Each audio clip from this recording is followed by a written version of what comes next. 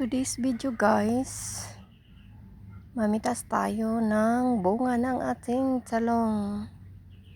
Yan ang ating backyard na talong guys, na ginagamitan lang natin ng mga organic na pangpataba. Yung mga hinugas ng isda, yung mga winawalis na mga tira-tira ng dahon, yan ang nilalagay ko sa puno. Yan, ang dami niyang bunga guys. So mamitas tayo para magkaulam. May isang talong na sobrang haba niya guys. Ewan ko anong nangyari sa kanya.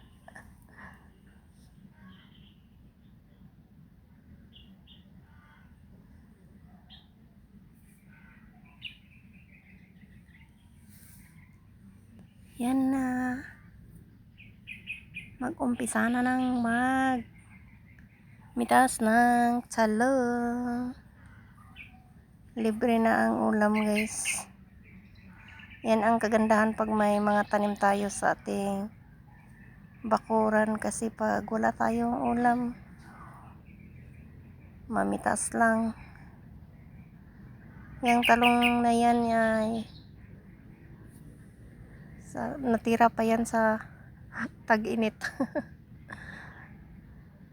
Hindi siya talaga namatay nung tag-init. Tapos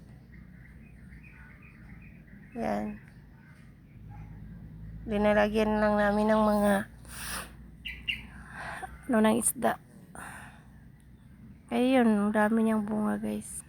Kaya subukan nyo pag may mga garden kayo, sa backyard gardening lang, kahit basta anong tanim nyo, basta yung hinugas ng isda, pag ilagay mo sa kanyang puno, pangpataba yun guys, pangpadami ng bunga. Hindi na kailangan pang magbili pa tayo ng fertilizer.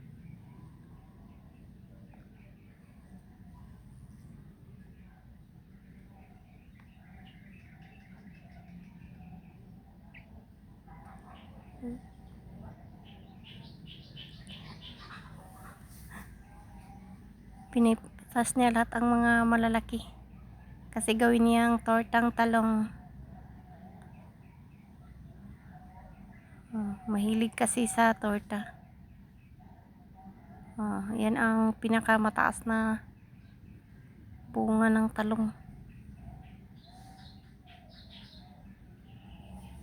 Haba niya. Dalawang klase ito na talong. Iwan ko anong klase na variety ito, kasi binigay lang to ng kapitbahay. Ang haba niya guys, tingnan nyo guys.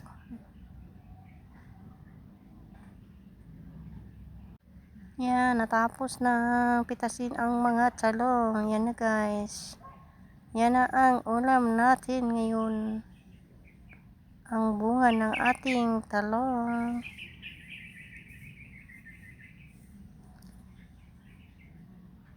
Thank you for watching guys.